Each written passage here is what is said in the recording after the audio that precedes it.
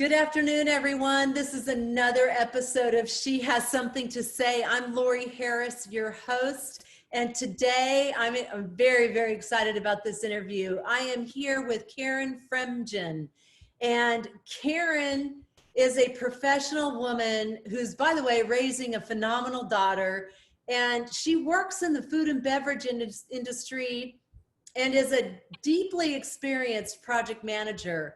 And today we're going to talk about living life to our highest and best and how we maximize our careers in that journey of the thing we call life, and how we are able to really not just maximize but optimize those resources. So welcome, Karin. It's exciting to have you on.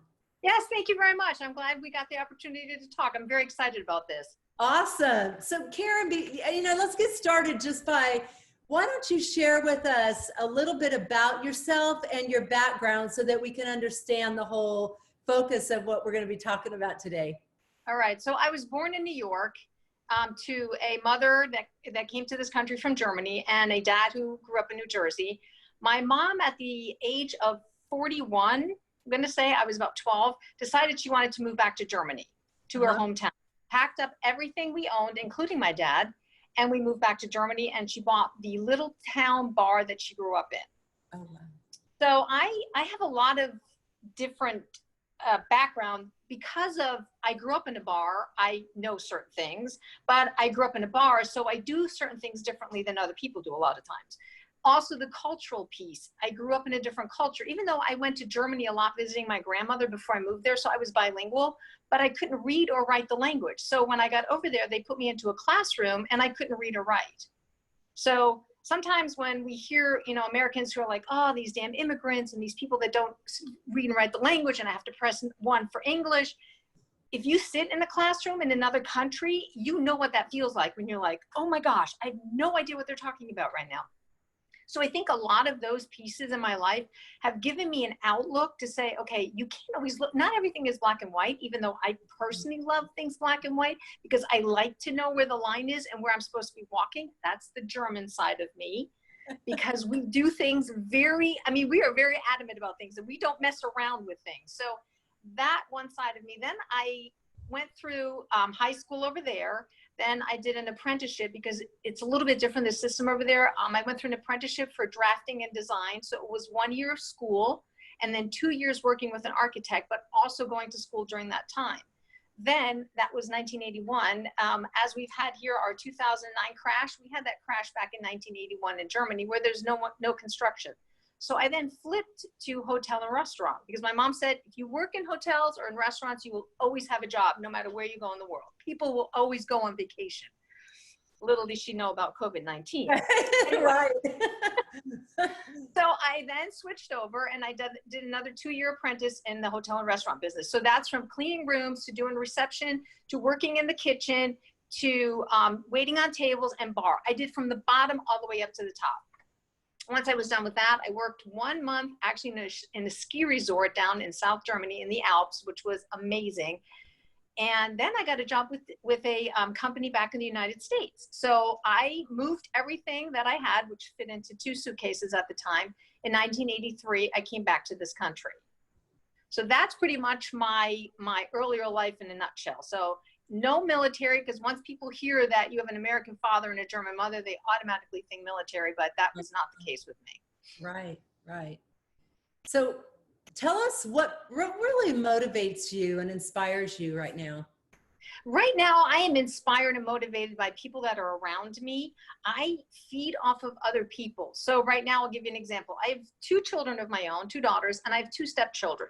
And because we're all kind of stuck at home at this point, we just opened up another group for exercise. We put a step goal in place, and we are doing a thing where we all try to compete with each other. So I'm not necessarily a competitive person, but when it comes to that, I'm not going to be outdone by all the 20 and 30-year-old. That's just not happening. So those things motivate me in groups. I do better in groups of people. I'm assuming that's because growing up in a bar, I was never alone. I don't know what to do with myself when I'm by myself. I find things to do, don't get me wrong, but I do better when I'm in groups of people. So that is always one of those things, because I was like, okay, I feel like I have to have background noise. So there's either a television or a radio on when I'm by myself because I'm not used to the silence. I didn't grow up with that. Right. So connectivity, that Yes, yes, humanity piece is important correct. for you. Yep. Yeah. And what do you think are some of the key characteristics that have made you successful and allowed you to be so resilient? What are some of those key characteristics? Well, first of all, it's a sentence that my uncle used that lived with me for 12 years until he passed away. He said, surround yourself with people that are smarter than you. You can only learn from them. And that's something that I've always strived for, which he told me that was when I was 17 or 18. And I thought that was weird when he said it, but I realized that throughout my entire life, people called me arrogant because I didn't hang out with the people I didn't find I could learn anything from. And it took me a while to get there because I was like, I'm not arrogant. I just don't want to have anything to do with you because you have nothing to offer me in return. You know, if you want to sit and have a beer and talk about the color of the wall, okay, I can do that for 5 minutes because I grew up in that environment and I can do that because I have to, but it's not something I enjoy. You know, you want to talk about how to change the wall into a window. That, on the other hand, you can get me involved in, you know? So that's where it makes it, that's where I feed off of from other people. Yeah. Do you find sometimes that people might perceive you in a way, like you were saying, but that's not the truth at all? You in fact, are a very caring person, a very Yes, all giving the person. time. Yeah. Yeah, And so people may perceive you differently. correct. Absolutely. And I'm very aware of that because when you surround yourself with people that care about you, they tell you the truth.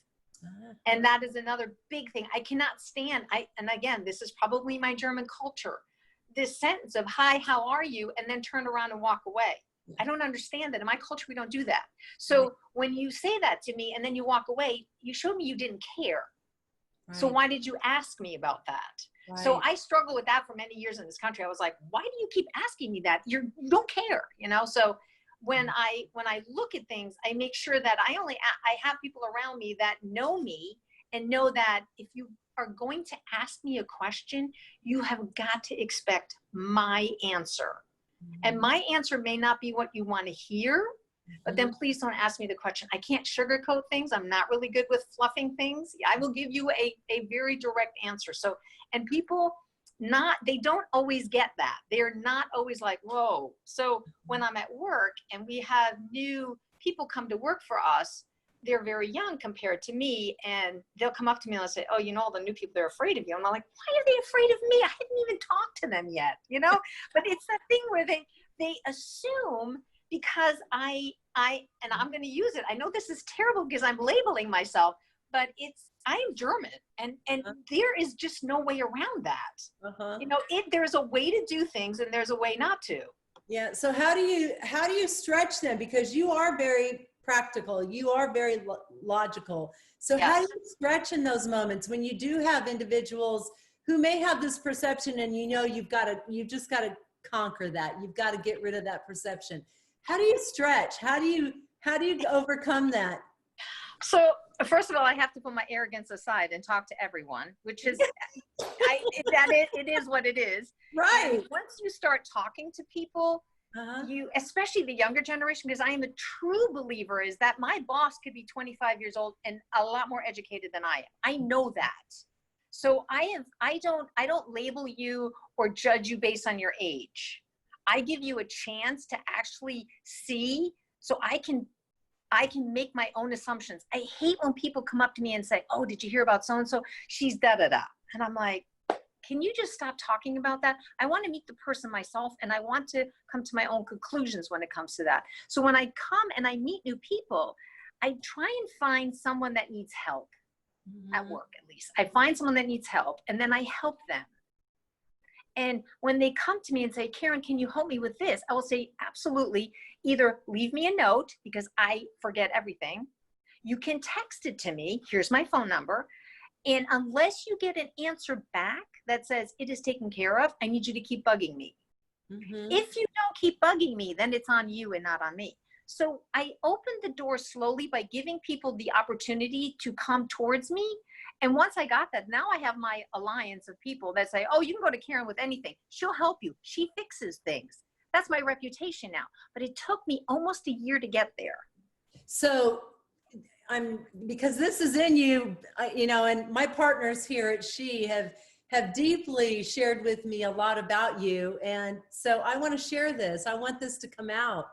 And they say these words, that you are, what you do and how you do things are about grace and fortitude and teamwork. Yes, that is very true. And sometimes you have to build your team. Yes. And massage your team to get you there. That is absolutely true.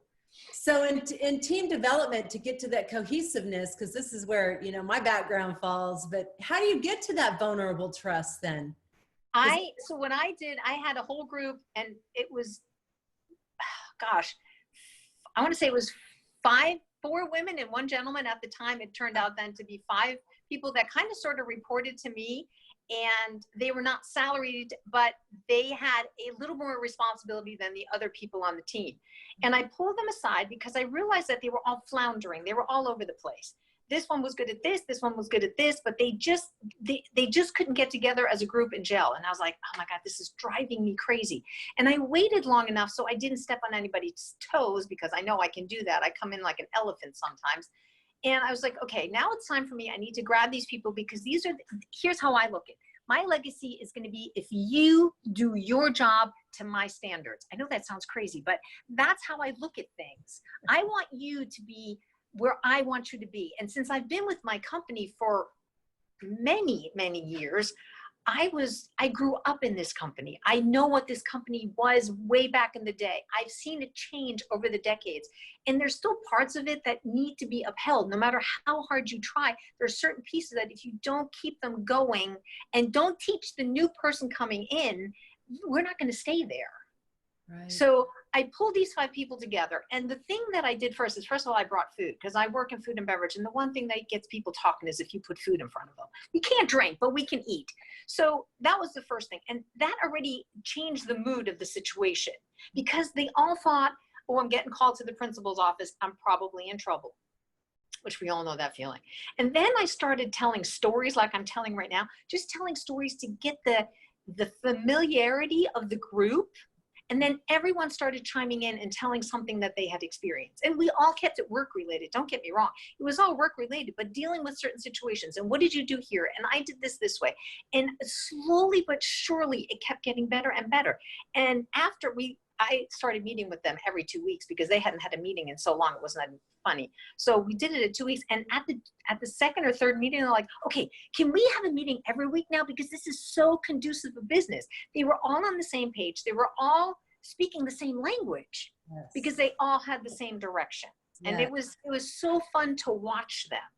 Wow. And they're all in their 20s. So to me, it was like taking a piece of clay and just molding it, you know, and then letting it go to a point, because they have to mold each other too. I just gave them the outline and then helped to see, and they have done an amazing job as a group to keep going. They give each other feedback, which they never did before. And it's not always nice feedback, because feedback is a gift. It's called productive conflict, right? No. And it's developing culture. You Yes. actually gave them an opportunity to truly help be part of developing that culture. Correct. That you needed in order to have performance and success. So that's wonderful. Yes. Wow. And I'm in this interview, I love that you're sharing this, and I love that you're being so vulnerable, and you're not steering away from who you are. You're very authentic and you're very natural. And truly, environments, good leadership can be that. And yes, when you have good leadership that is authentic, it's great leadership. And that's interesting, because we all have, in every company that you work in, there's always a grapevine. There's always people talking behind your back. That's just the nature of the game. I don't care what you say and how you want to swing it. You take it with a grain of salt. Either you listen to it and you get upset over it, or you listen to it and you just let it roll off your back. Those are your options, really, because you're not going to fight it. It is what it is, because everyone's opinion is their own opinion. It's not something I can change.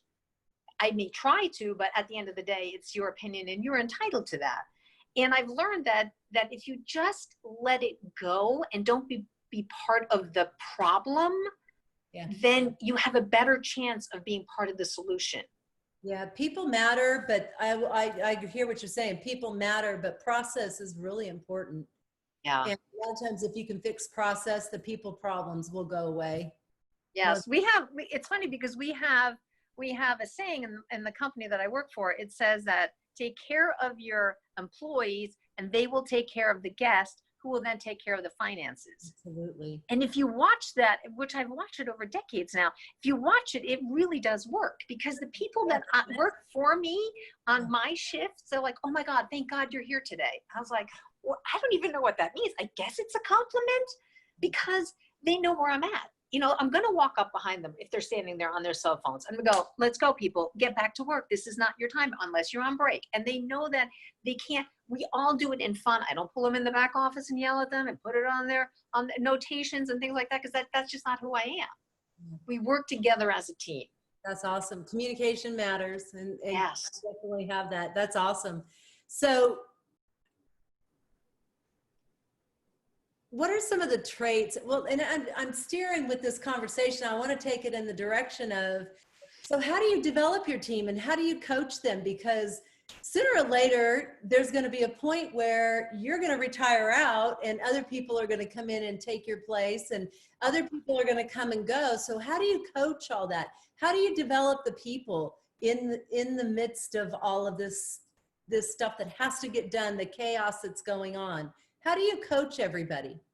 So first of all, first and foremost to me is setting time aside to actually do that. I put time on their calendars and it is you and me. It is just you and me. There's no one else walking in. I find a place where we can sit down. And then I learn about my cast or my employees. I listen to them. I ask them about families. Like I have one young lady who is so good at what she does and wants to be promoted, except she's got a 3-year-old child and she's a single mom. So I have to show her that I totally think you can do the job. I totally think you can do it. That is not my point. I said, but you are going to compromise certain things in your personal life. That is just the way this is. We work in restaurants. We have breakfast, lunch, dinner. Some are overnights. You know, there's all hours. And when it comes to a school recital or this or that, you may or may not have the time to do that. And I just need you to be fully aware of that. Some people have the support system, some people don't. We live in an area here in Florida where a lot of people have moved here for certain things, but their families are still every other place in the country. So you've got to make sure you've got a support system. But then I look at their performances and I always try to find the positive things, what they're really good at. And then I let them bring to me what they want to work on. That's one of the things. So I said, okay, here's what we talked about today. I want you to think about things that you think you need to improve upon. And I don't want you to answer me today, because I think if you tell someone, if you ask someone a question, they think they have to answer immediately. And I've made it a point to say, I really want you to think about this. Come back to me, send me an email, send me a text. When you think of things that you want to do in your future, it may not be food and beverage. Think about that, you know? So I try to pull individual pieces out of them to see where they're going or what their goals are. And a lot of people, when they're in their 20s, they really don't have a goal yet. They really don't. Yeah. Do you do assessments? Do you use assessments as well with your employees and your teams? We do that. Like I said, for the restaurant, we do it for servers. And when we have new seaters come in or hostesses, when they come in, they have to do an assessment. But a lot of it is the day-to-day operational piece, and then certain pieces you can see, because certain pieces are, people are really good at certain things, like having a conversation with a total stranger. I mean, people look at me sometimes like I'm crazy. My children are mortified sometimes when I go and I'm standing someplace and I start a conversation with someone, like, oh my God, here she goes again, because that's just who I am. I grew up with that. So I have a hard time not talking to strangers. You know, this just looking, you know, going like this so no one makes eye contact with me. I'm not good at that. No. That's, you know, And, it is good though to connect. It's very yes, good. no, absolutely. And the other thing that I try to teach or mentor my group on is walking into a situation and having the right tools to deal with it. In a restaurant, you're going to have situations where someone's upset, they don't want to pay for their food, the food's cold, this is now the 3rd time something's happened, they're already irate for whatever reason. Number one, don't take it personally, and giving them these tools and practicing with them. Right. You know, we'll sit in there and I'll just yell at them and I'll say, listen, this food's cold, I've been waiting 20 minutes. and you can watch their demeanor change. And I was like, okay, now you need to come back down. And the more you practice that, the less likely you are to be deer in the headlights when it actually happens to you. Right, exactly. So let's shift a little bit and let's talk about one of your life's defining moments that really shaped who you are. That's a good one, because I thought about this because Brian did send me that question. And I think one of the things, I was 17 years old, growing up in Germany, like I said, and I wanted to be an auto mechanic. I wanted to work for VW, and I wanted to learn to be an auto mechanic. My first car was a VW Bug. And I was like, what better than to learn how to work on this thing? And I was told at the time, now mind you, this is 1977. I was told at the time that that was not a job for girls, that I should go find a job at a doctor's office or maybe as a secretary. Wow. And I thought to myself, and I could use a few choice words right now because I was not allowed to use those words back then. I wanted to just knock that guy out. The audacity of this man, I was like, oh my gosh, who the heck do you think you are? But those were the times. And my mother said the same thing. That's not really a job for you. That's not really a job for girls. So in my mind, it was like, well, I guess it's not a job for girls. Maybe I'll just let that go. And then 5 years later, the first girls were being employed. And I'm like, well, that's wrong. You know, I could have been doing that. I could have been repairing cars. I could have been, I was very disappointed at the time.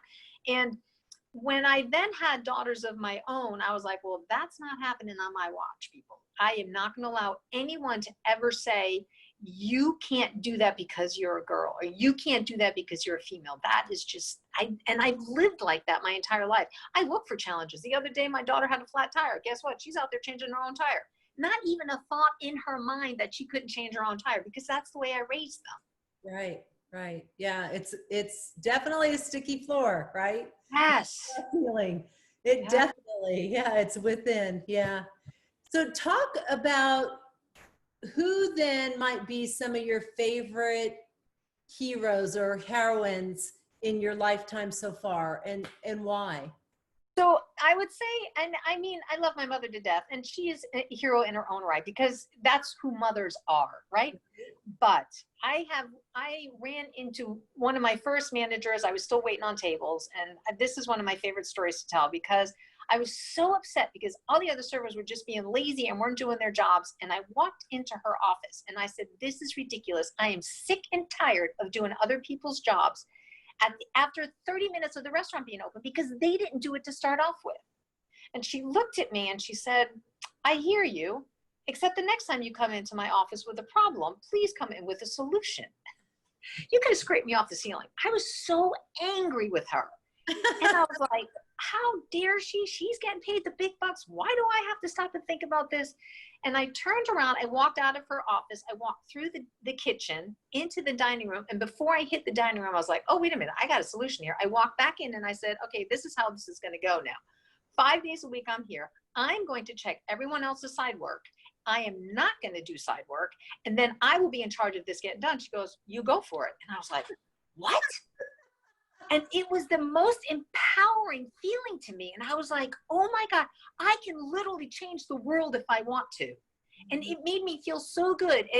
Even though they had all kinds of nicknames for me, don't get me wrong, but I didn't care about that, because you can call me whatever you want. If I feel like things are going the way they should, especially when it comes to working in an environment that makes you crazy and you can fix that, I don't care what you call me. I really don't. Just don't call me late for lunch, because then I get a little annoyed. But other than that, I truly enjoyed that. And she was the person that took me out of this server position and pushed me up the ladder slowly but surely. I mean, it's funny because I look at my career with this company, and I had applied for a job in that company in 1983. And I have never since applied for a job. I have been offered every single job that I've had since then, which says a lot about the people that I worked with, because they saw the potential in me and got me to where I needed to be. They hooked me up with the right people. They gave me the right tools to say the right things, to learn the right things. I mean, when I started working there, we didn't even have computers. So I didn't even know what that was. I learned how to type on a typewriter. Now, mind you, I was really quick when I got to a keyboard because I learned how to do it, but I didn't have any of the other skill set. And I had to look for the people to help me with that. And that was interesting because it was all the younger people. And I think that's where I always say, anyone younger than me, I can definitely learn from you, because there's so many things that you've learned that I just didn't have the opportunity to learn. Mhm. And it seems that you in turn are doing the same for others, and you're helping bring others. Absolutely. Absolutely. So what are your earliest memories of working in food and beverage, and why? Earliest memories would be my mom in New York State, not city, 60 miles out of the city, worked in a discotheque. Oh gosh. Yeah, it literally was called a discotheque.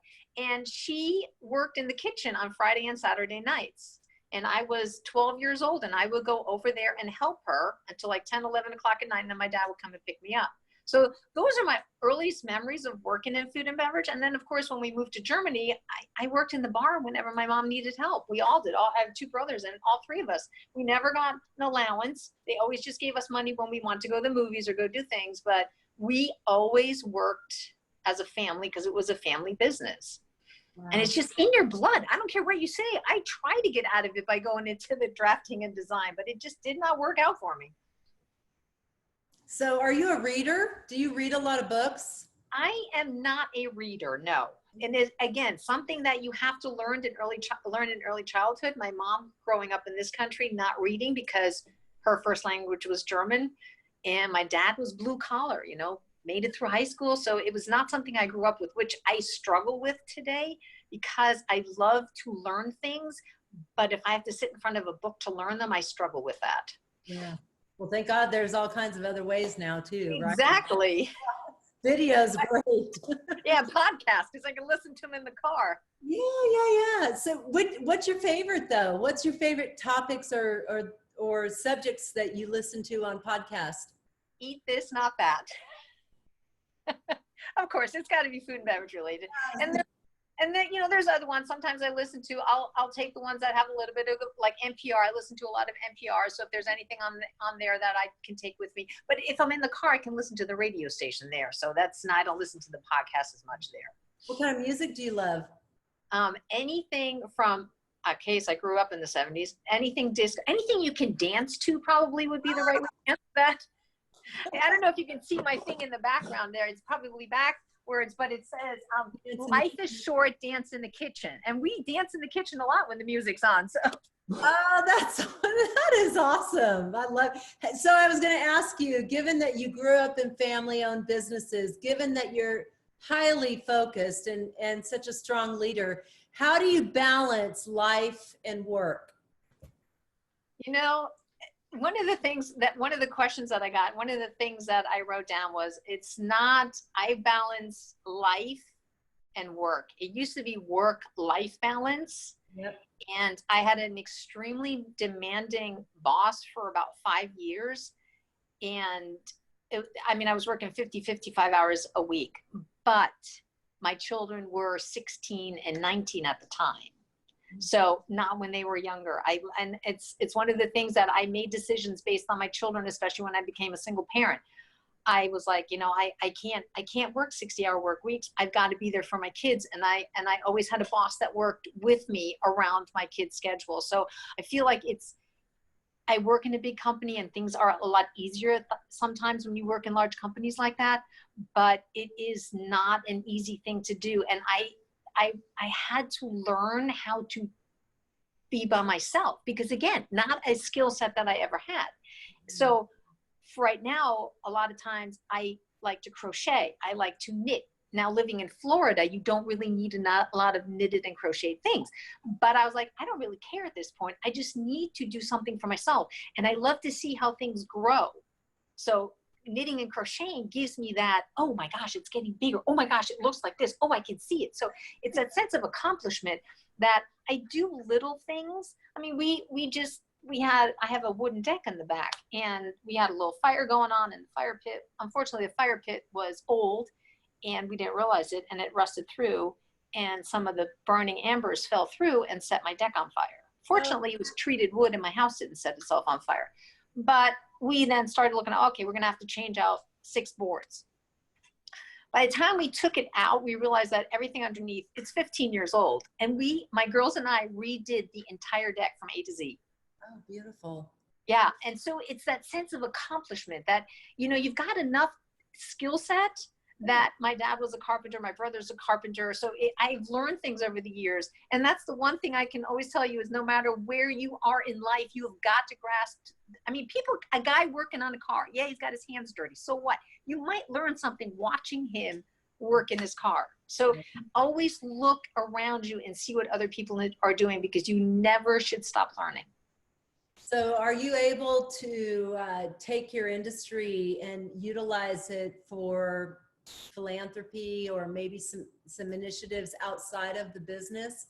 And if so, is it in the food industry that you do that, or is it, how do you connect with your community outside of work? I try to stay away from food and beverage because I find it very tedious and very tiring and very, especially in a restaurant, it's very short-lived. You have a 30-second interaction, 1-minute interaction with someone sitting at a table. That is not what I see. That's why I'm saying I grew up in the corner bar, which is totally different. It's the same people coming in every night, and you have this different conversations, but with the same people.